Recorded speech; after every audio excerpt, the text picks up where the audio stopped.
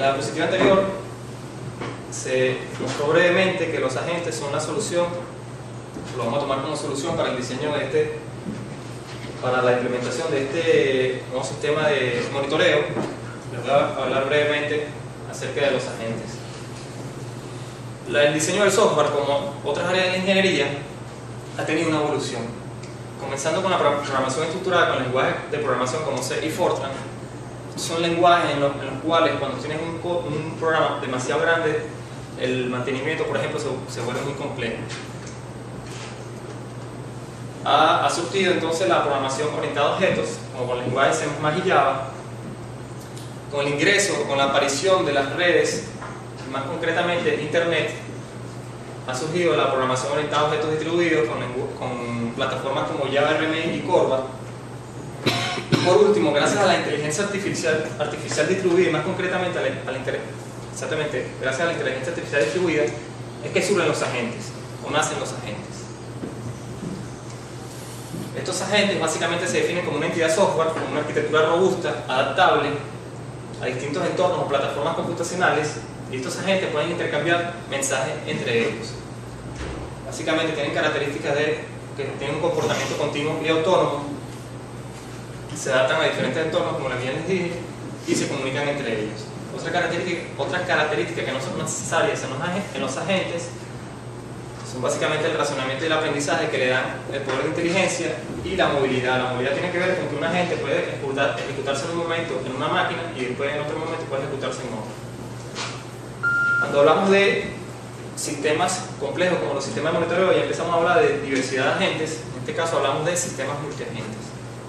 Estos sistemas multiagentes tienen diversas ventajas, como mejora la funcionalidad y la calidad del sistema, reduce el costo, reduce el mantenimiento, facilitando la transformación y la evolución, se integra adecuadamente con otras tecnologías, tanto a nivel web como base de datos, por ejemplo, y sobre todo se simplifica la labor de los ingenieros.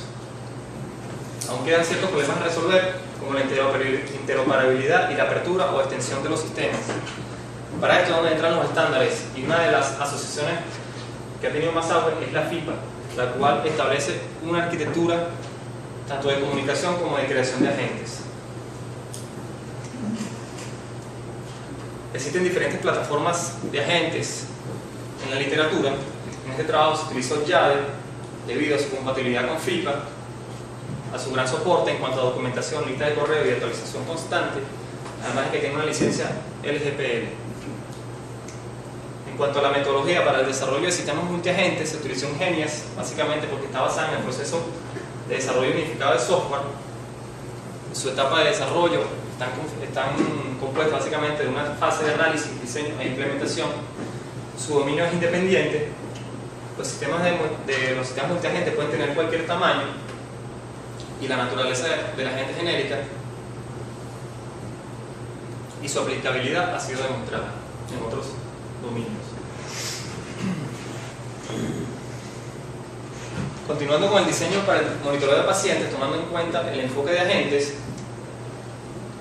se ha desarrollado un diagrama de ambiente en donde se definen tres ambientes. Un ambiente central, el cual está ubicado normalmente en una estación, en la sala de operaciones de las enfermeras. Aquí se define un agente central, el cual se va a encargar de la administración y la gestión de toda la aplicación central. Un agente de procesamiento, el cual se va a encargar de todas las tareas de procesamiento de señales. Un agente monitor, que se va a encargar de gestionar todo lo que es la interfaz monitor, en donde se presentan detalladamente todas las señales y datos. Un agente principal, que se encarga de gestionar todos los demás agentes. Por último, un agente de comunicaciones, que se va a encargar de gestionar todos los dispositivos de adquisición alrededor del ambiente como tal. Y se definió un ambiente en el módulo de adquisición de datos, donde se definió un agente de adquisición, el cual se va a encargar de configurar y administrar la comunicación con la tarjeta de adquisición de datos. Un agente de aplicación, el cual se va a encargar de la aplicación en sí, en este caso el tratamiento de la apnea de neonatos. Un agente principal que se va a encargar de gestionar los demás agentes, y por último un agente de comunicaciones que va a establecer una interfaz con el ambiente central.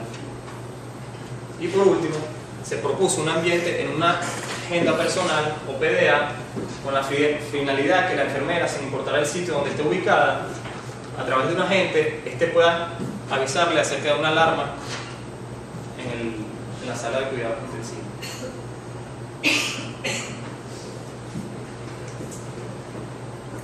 Además de este diagrama de ambiente, se desarrollaron otros diagramas donde se definen los objetivos y tareas de cada agente, brevemente como les expliqué ahorita, y un diagrama de interacciones donde básicamente se define la transmisión de mensajes y cuáles son los mensajes que se van a transmitir cada agente.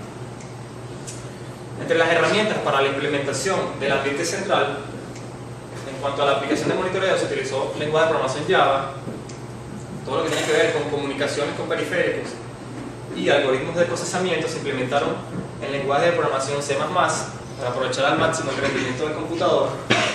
Las librerías se integraron a la aplicación en Java a través de librerías Hotmail. Y por último, la evaluación de los algoritmos se realizó en el ambiente MATLAB a través de una interfaz METS. Cada una de estas aplicaciones o librerías se desarrollaron en el ambiente de desarrollo Eclipse, el cual te permite integrar diversidad de tecnologías.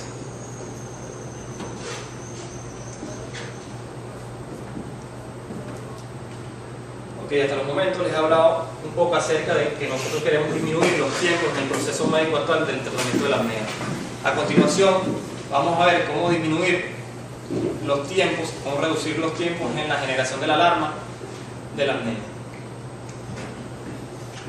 En este trabajo se trabajó con la hipótesis principal de que la bradicardia es un indicador fiable de la apnea. En esta gráfica podemos ver la señal del volumen ventilatorio, que nos dice si el niño está respirando o no, y podemos ver como cuando hay cese de flujo respiratorio o volumen respiratorio, disminuye la frecuencia cardíaca, que es lo mismo que una bradicardia. De hecho, en el 80% de los casos, una apnea viene asociada a una bradicardia. Esta hipótesis que estamos tomando en cuenta en este trabajo ayuda a que se eliminen los sensores de respiración, saturación de oxígeno, etc., causando el menor estrés al paciente. En fin, ahora el problema es cómo calcular o cómo detectar la bradicardia. Básicamente empezamos a detectar la frecuencia cardíaca, que con esa generamos o calculamos la bradicardia. En primer lugar, tenemos una etapa de preprocesamiento en la cual filtramos el ruido de la electricidad, luego filtramos el ruido de alta frecuencia, por último removemos la línea base de la señal de ECG, la cual proviene normalmente del movimiento del niño o de la respiración. En segundo lugar, pasamos a una etapa de detección del latido como tal, en donde se utiliza un detector basado en Pan-Tompkins. Al tener múltiples canales, realizamos una detección múltiple del QRS basada en función de decisión. Y por último, obtenemos la serie RR, que no es más que los puntos del intervalo RR en el tiempo. Es justo en esta señal donde vamos a detectar un evento de bradicardia. Para detectar esto existen diferentes algoritmos en la literatura.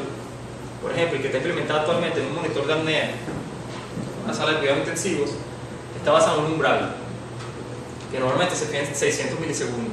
Básicamente, cuando la serie RR pasa ese umbral durante una ventana de 4 segundos, se define una bradicardia, que es el fondo amarillo que vemos en esta diapositiva.